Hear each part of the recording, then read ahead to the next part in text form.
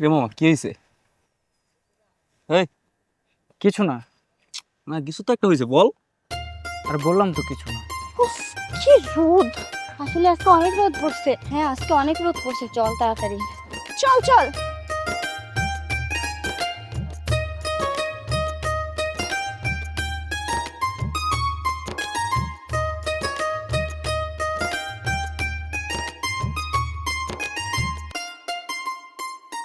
এ মামা কাহিনী কি বুঝতেছি না, কালকেও কলেজে যাওয়ার টাইমে দেখতেছি মেয়েদের দিকে তাকাইছিলি, আজকে আবার কোচিং এর টাইমে তুই দেখতেছস, কি হয়েছে বল আমাকে।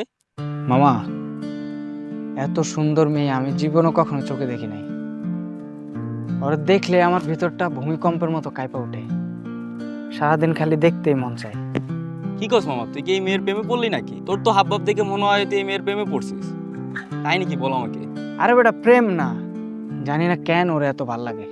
আরে মামা বুঝতে পারছি তুই মনে হয় মেয়ের প্রেমে পড়ছিস, নাহলে তো এরকম হওয়ার কথা না তুই যেভাবে বলতেছিস। ওরে কেন জানি দেখলে আমার অনেক ভাল লাগে। সারাদিন ওর কথাই আমার মাথায় ঘুরে, ওর কথা ভাবতেই আমার ভাল লাগে। আচ্ছা আচ্ছা ঠিক আছে বুঝতে পারছি, চল। ঠিক আছে, চল।